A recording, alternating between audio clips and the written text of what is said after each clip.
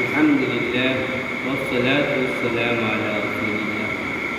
আজকে আলোচ্য বিষয়, আজকে এই শুক্রবার এই যে ছোট একটি আলোচনা, এটা হলো আল্লাহ নবী সাল্লাল্লাহু আলাইহি ওয়াসাল্লামের একটি বাণী, যে বাণীর মধ্যে কারা কারা সফল, কারা মুক্তিপ্রাপ্ত, কারা অসফল, মানে ধ্বংস, তাদের আলোচনা করা হয়।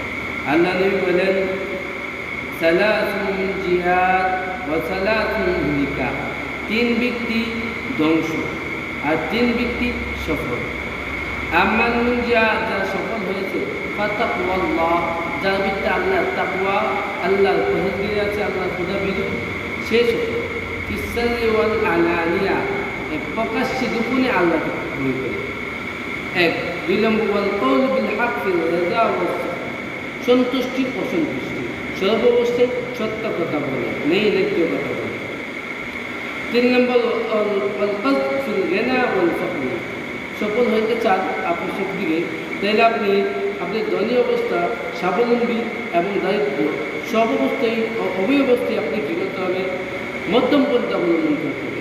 অনেকে আছে টাকা পয়সা এমনভাবে খরচ করে যার কোনো হিসাব থাকে না। আপনি সফল হইতেছেন, জীবনে একটা সুন্দর হইতে, আপনি সর্বাবস্থায় মধ্যম পন্থা খরচ করবেন।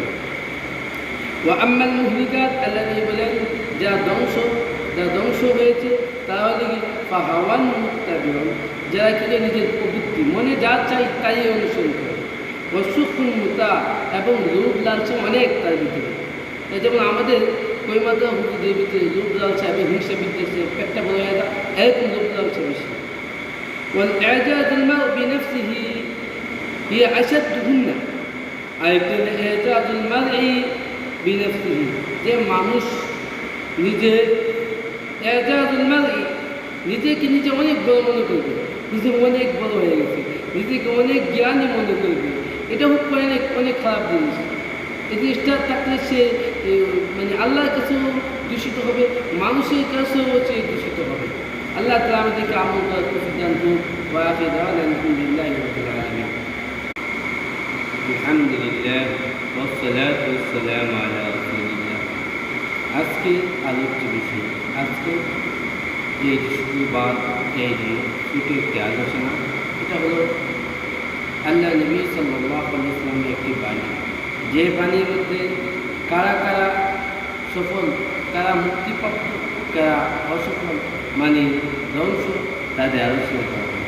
আল্লাহ নবী বলেন, সালাসুন জিহাদ ওয়া সালাসুন হুলিকা,